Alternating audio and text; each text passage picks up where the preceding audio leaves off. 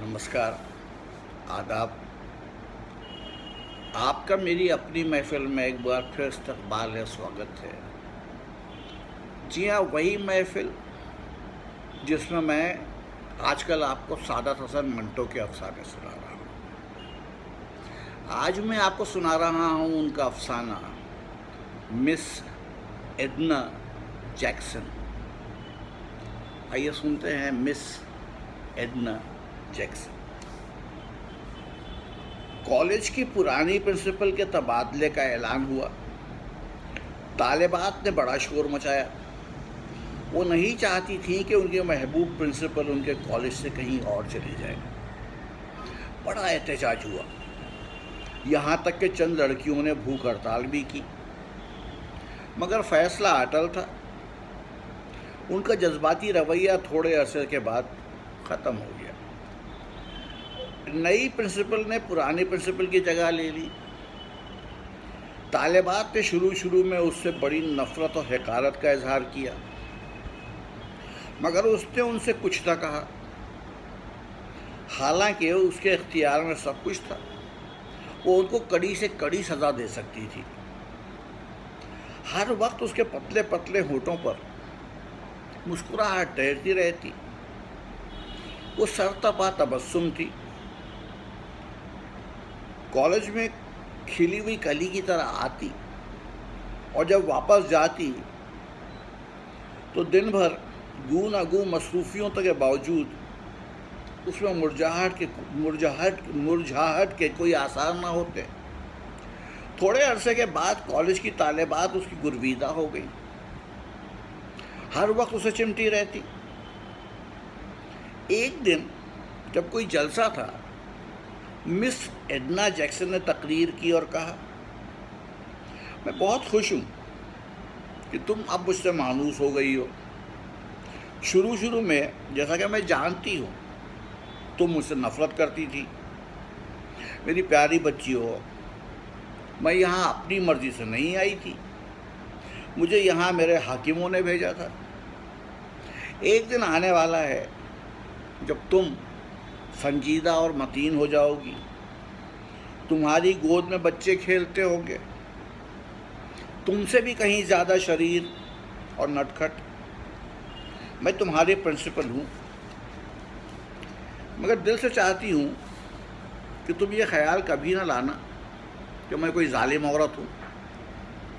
मैं तुमसे बहुत मोहब्बत करती हूँ और चाहती हूँ कि तुम भी मुझसे मोहब्बत करो। ये तकरीर सुनकर लड़कियां बहुत मुतासिर हुई और मिस जैक्सन की मोहब्बत में और ज़्यादा गिरफ्तार हुई।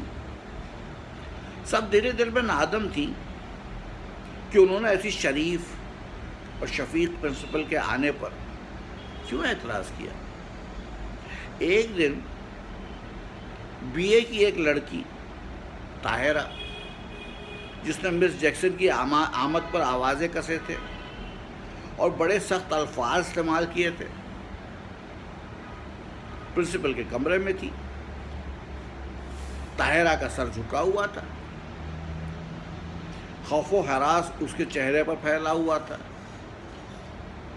प्रिंसिपल कागजात पर दस्तखत कर रही थी, बेहद मुनहमिक। थोड़ी देर के बाद उसने ताहिरा की सिसकियों की आवाज़ सुनी तो उसको उसकी मौजूदगी का इल्म हुआ। एकदम चौंक कर उसने अपना नन्हा सा फाउंटेन पेन एक तरफ रखा और उसकी तरफ मुतवज्जो हुई। उसको याद नहीं आ रहा था कि उसने ताहिरा को बुलाया है। क्या बात है ताहिरा? ताहिरा की आंखों से आंसू रवा थे।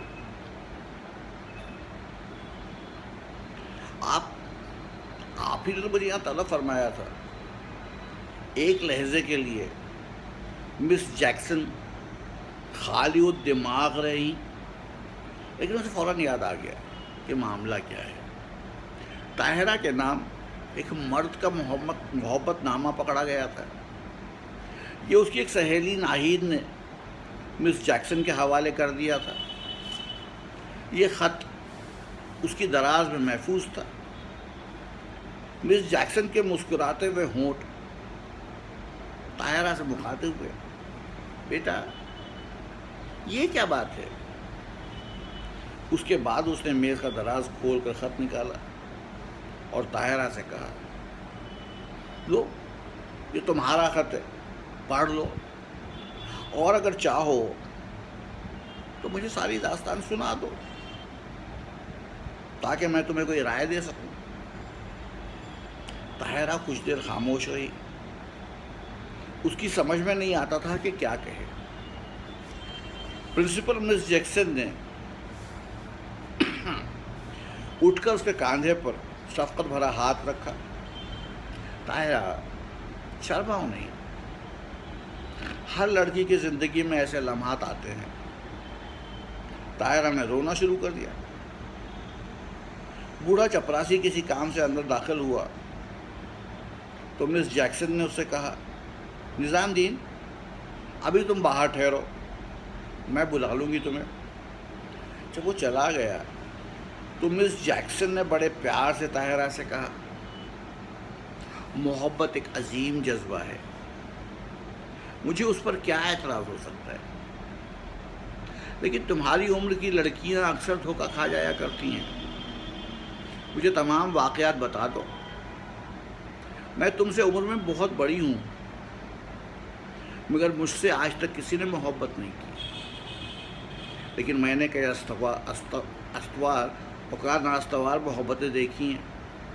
بیٹا مجھ سے گھبراؤ نہیں، بیٹھ جاؤ۔ طاہرہ اپنے دوپٹے سے آنسو پوچھتی کرسی پر بیٹھ گئی۔ پرنسپل اپنی گھومنے والی کرسی پر نشست اختیار کرتے ہوئے اپنی شاگرد سے بولی، آپ دیر نہ لگاؤ، بتا دو، مجھے بہت سے ضروری کام کرنے ہیں۔ طاہرہ کچھ دیر ہچکچاتی رہی، لیکن اس کے بعد اس نے اپنا دل کھول کے اپنے پرنسپل کے سامنے رکھ دیا۔ اس نے بتایا کہ ایک نوجوان لیکچرر ہے جس سے وہ ٹیوشن دیتی ہے، قریب 1 سال سے وہ باقاعدہ 5 بجے اس کے گھر میں آتا رہا ہے۔ اس کی باتیں بڑی دل فریب ہیں، شکل و صورت کے لحاظ سے بھی خوب ہے، فارسی کے اشعار کا مطلب سمجھاتا ہے تو ایک نقشہ کھینچ جاتا ہے، اس کی زبان میں غضب کی مٹھاس ہے۔ طاہرہ نے مزید بتایا کہ اس کے دل میں لیکچرر کے لیے جگہ پیدا ہو گئی، آہستہ آہستہ بے قرار رہنے لگی، اس کو ہر وقت اس کی یاد ستاتی۔ 5 بجنے والے ہوتے تو اس کو یوں محسوس ہوتا کہ وہ مجسم گھڑی بن گئی ہے، اس کا رواں ٹک ٹک کرنے لگتا۔ وہ اسے زبانی تو کچھ نہیں کہہ سکتی تھی، اس لیے کہ شرم و حیا اجازت نہیں دیتی تھی۔ اس نے ایک رات اس لیکچرر کے نام خط لکھا۔ اس نے اپنی زندگی بھر میں ایسا خط کبھی نہیں لکھا تھا، حالانکہ وہ اپنے خاندان میں خط لکھنے کے معاملے میں کافی مشہور تھی کہ ہر بات بڑے سلیقے سے لکھتی ہے، لیکن یہ خط لکھتے وقت اسے بڑی دقتیں پیش آئیں۔ القاب کیا ہو، مضمون کیسا ہونا چاہیے، پھر یہ سوال بھی اس کے درپیش تھا کہ ہو سکتا ہے کہ وہ یہ خط اس کے باپ کے حوالے کر دے۔ وہ ایک عرصے تک سوچتی رہی، اس کے دل میں کئی خدشے تھے، لیکن آخر اس نے فیصلہ کیا کہ وہ خط ضرور لکھے گی۔ چنانچہ اس نے رائٹنگ پیڈ کے کئی کاغذ ضائع کر کے چند سطور اس لیکچرر کے نام لکھی۔ آپ بڑے اچھے استاد ہیں، مجھے اس طرح پڑھاتے ہیں جیسے آپ کو مجھ سے خاص لگاؤ ہے، ورنہ اتنی محنت کون استاد کرتا ہے۔ میرا تو یہ جی چاہتا ہے کہ ساری عمر آپ میرے استاد اور میں شاگرد رہوں، بس اس سے زیادہ اور کچھ نہیں لکھ سکتی۔ یہ خط اس نے کئی دن اپنے پرس میں رکھا۔ اس کے بعد جرأت سے کام لے کر اس نے کاغذ کا یہ پرسہ اپنے استاد کی جیب میں دھڑکتے ہوئے دل کے ساتھ ڈال دیا۔ دوسرے روز جب شام کو ٹھیک 5 بجے آیا تو اس کا دل بہت زور سے دھڑک رہا تھا۔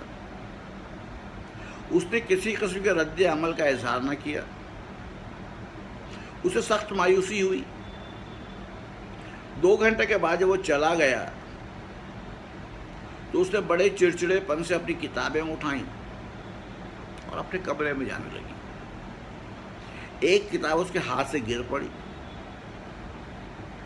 طاہرہ نے بڑی بے دلی سے اٹھائی تو اس کے اوراق میں سے کاغذ کا ایک ٹکڑا جھانکنے لگا۔ اس نے یہ ٹکڑا نکالا۔